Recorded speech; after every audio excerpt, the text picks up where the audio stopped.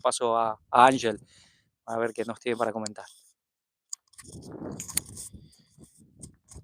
Pues gracias, Javi y Luis, ha sido muy interesante. La verdad es que cuando ves todo este plano histórico en medio de una gran apostasía, yo cuando estaba leyendo esto y ayer que Fanny también me envió alguna documentación y a mí lo que siempre me gusta es, bueno, ver qué aplicación tiene para la iglesia de hoy, ¿no?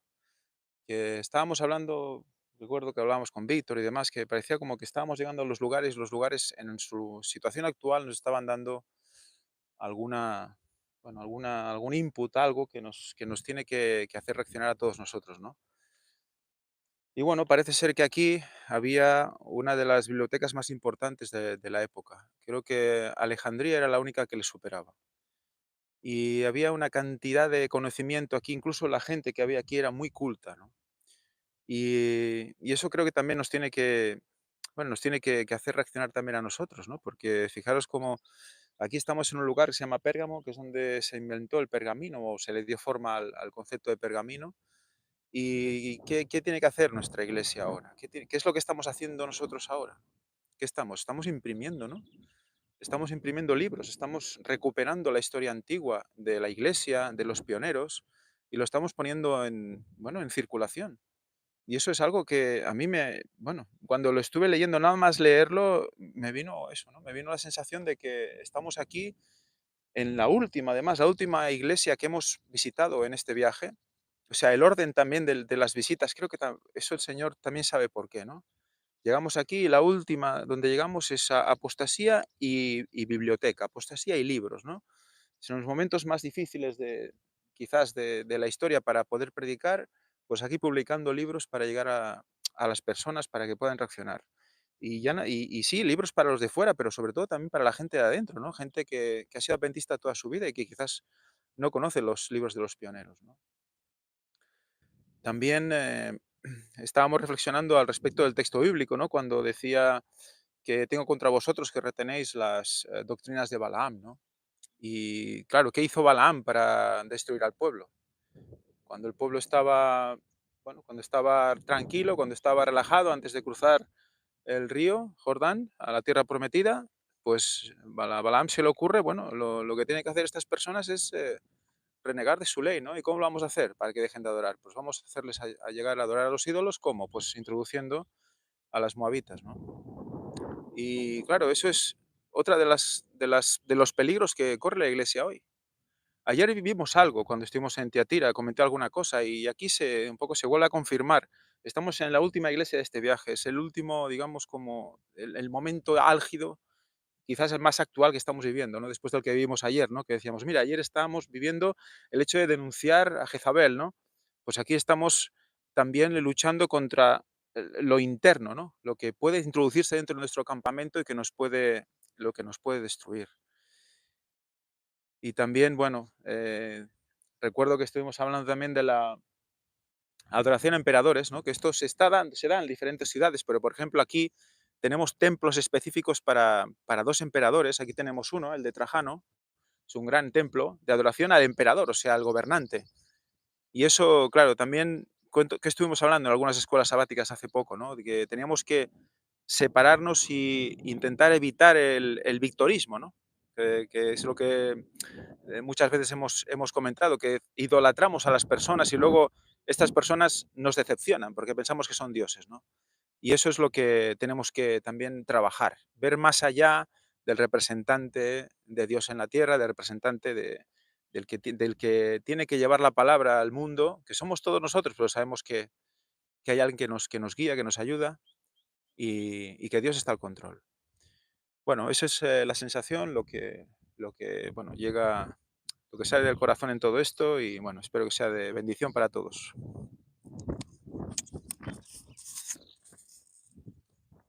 Bueno, mientras viene Víctor, parece ser que ahora viene, que estaba consultando algo con los hermanos. Estábamos intentando localizar el altar de Zeus. Ya sabéis, como decía Javi, ya no está aquí, fue llevado por arqueólogos a Berlín, que no pudimos ver en el museo donde estuvimos, precisamente por esas obras. pero ahora nos mostraban nuestros hermanos dónde está ubicado. ¿Veis esta torrecita que hay aquí? Que debajo hay gente que está sentada en todo este teatro. Pues detrás es donde estaba precisamente este altar de Zeus, que era enorme y, y realmente magnífico. Pero bien, me gustaría que os fijarais en esto. Ángel os ha dicho ahora que atrás, donde estábamos enfocando, lo que aquí veis, era el palacio de Trajano, el templo para él, dedicado al emperador. Pero, ¿sabéis? Aquí vinimos por algo. Todo esto que hemos montado para llegar hasta aquí, para recorrer estas 7 iglesias, en verdad era solo por una cuestión de una deidad. Porque estábamos buscando datos sobre una deidad femenina. Ya veréis el porqué. Pero era de esperar que aquí, en este lugar, en Pérgamo, también hubiese lo mismo, un templo a esta famosa diosa.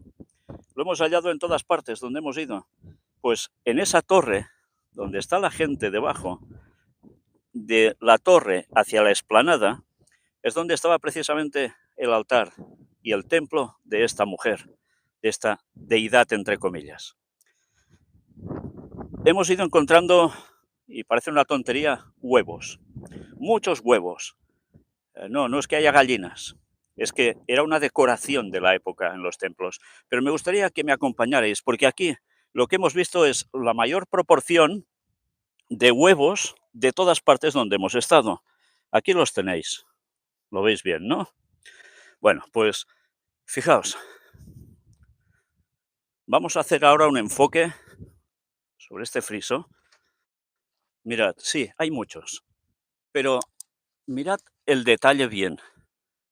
Podéis ver cornisa de huevos, más huevos que entran hacia adentro de este cuadrado que le falta un lado, pero si allí hay huevos, aún hay otro cuadrado dentro con más huevos circundando todo, cada lado. Es exagerada la cantidad de huevos aquí. ¿Y esto era el del emperador? Bueno, pues si esto era el emperador también, ¿a quién adoraba a su vez? ¿Nos damos cuenta? Sí, podía ser adorado él como un dios o se pretendían hacer dioses con adoración por parte del pueblo, pero él a su vez adoraba a alguien. Y esto es lo importante. Había alguien por encima de ellos, y ellos lo sabían, y a ella le rendían culto. Y sí, digo a ella, no solo a Zeus, a ella. Y ella es la que tenía el templo allí, y es la que, mira, por dónde nos ha llevado a conocer cosas que ni imaginábamos. Porque al hacer todo este recorrido para poder documentar las nuevas conferencias, lo que hemos comprobado también es cómo Dios ha ido abriéndonos la mente, abriendo el conocimiento, para darnos cuenta de la aplicación actual de las 7 iglesias de la Odisea. Y vaya aplicaciones. Realmente para nosotros asombroso. Y no podemos hacer otra cosa que darle gracias a Dios por todo ello. Claro que sí. Pues en definitiva, ya sabéis, este circuito que hemos hecho con estas 7 iglesias, digamos que ha sido un poco al azar, pero no del todo, porque tuvimos que programar el trayecto para que en el menor tiempo posible pudiésemos hacerlo todo. Y todo se dispuso para que esta sucediera, que sería la última antes de ir ya hacia la zona del aeropuerto. Bien, pues el Señor lo ha dispuesto de tal modo que nos ha servido para aprendernos lecciones magníficas. Y ojalá todo esto sirva también, no solo para nosotros y todos los del Ministerio del Cuarto Ángel, sino también para todas aquellas personas que van a ver lo que vamos a presentar con todo lo que hemos documentado. Y especialmente, ya os digo, de una señora de una importancia vital y que aparecía en la Biblia, ella, solo ella, o ella no terminaba de aparecer del todo. ¿Y alguien más con ella asociados? ¿Algunas otras mujeres? Fijaos que hemos estado hablando de sacerdotisas que rendían culto también a esta deidad pagana, mujer. Bueno, pues todo esto lo vamos a tratar con profundidad en estas 2 conferencias. Y preparaos, porque aún hay mucho más que hemos de seguir documentando y desde luego el Señor nos va guiando y de qué modo, que es para darle gracias por todos lados y por siempre. Que Dios os bendiga. Maranata 2031. Vamos a ir acá porque me están diciendo, Ángel, que quieren decir alguna cosa más.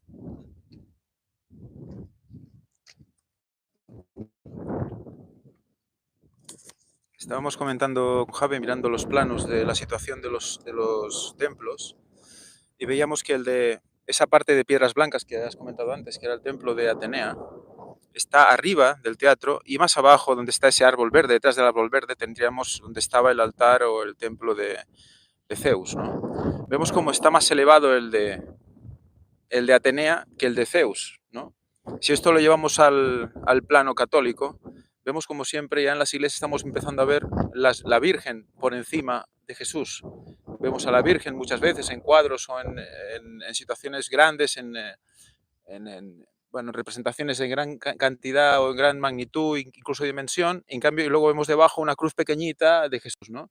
Es algo parecido a lo que vemos aquí, ¿no? Además era la zona de más, digamos, de más expresión de esta adoración, porque en estos teatros también se hacían sacrificios y demás, ¿no? O sea, por eso los templos estaban alrededor del teatro. O sea, que es como una especie de iglesia católica magnificada, ¿no? Y una cosa que comentar sobre Atenea, porque vemos que, claro, aquí son los nombres griegos. Pensemos que siempre es la misma deidad. Pero es interesante que sea Atenea, porque Atenea era la gran diosa.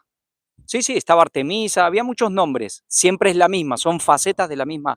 Pero Atenea era la diosa por excelencia de los griegos, era la hija favorita de Zeus, aunque historias antiguas hablaban de hermana gemela o hermana melliza. Pero, ¿y quién es Zeus? El padre de los dioses. ¿Quién es el gran patriarca de todo el linaje oscuro? ¿Caín? No era, bueno, Zeus, Satanás, por supuesto, pero es el padre de todos los que vinieron de este lado oscuro. Pero ella era la gran diosa, la gran protectora de toda esta zona. Y es interesante porque tenía una particularidad. Por ejemplo, cuando vemos estos dioses y estas diosas, tenían muchos hijos y tenían muchos amantes. Ella era virgen perpetua. Atenea era virgen perpetua, era de una fortaleza. Por eso digo, era la diosa. Aquí estaba la deidad principal a nivel femenino de toda la cultura, por lo menos en la era helenística. Luego en Roma es Minerva. Y lleva en la mano siempre, generalmente se la ve con la diosa de la victoria, con Nike, con Nike. Y bueno, eso, lo que decimos, la gran diosa aquí, los misterios de Babilonia aquí especialmente, los grandes caldeos, los grandes sabios de Babilonia, por mucho tiempo, por muchos siglos asentados aquí, bueno, no es poca cosa. Estos son más detalles también muy interesantes. Y con esta explicación tan buena que nos han dado nuestros hermanos, dejamos aquí ya lo que son los directos de este viaje maravilloso. Cuando lleguemos a Girona este sábado estaremos ampliando un poco más, porque la verdad, hermanos, que ha sido una experiencia inolvidable y que vemos una vez más la mano de Dios dirigiendo a este ministerio. Que Dios nos ayude a ser fieles y que Dios nos ayude a estar en el lugar correcto. Si estamos ya en el ministerio del cuarto ángel, que Dios nos ayude a mantenernos y a no confiarnos, porque sabemos que Pablo nos dice, quien piense estar firme, mire que no caiga. Que Dios le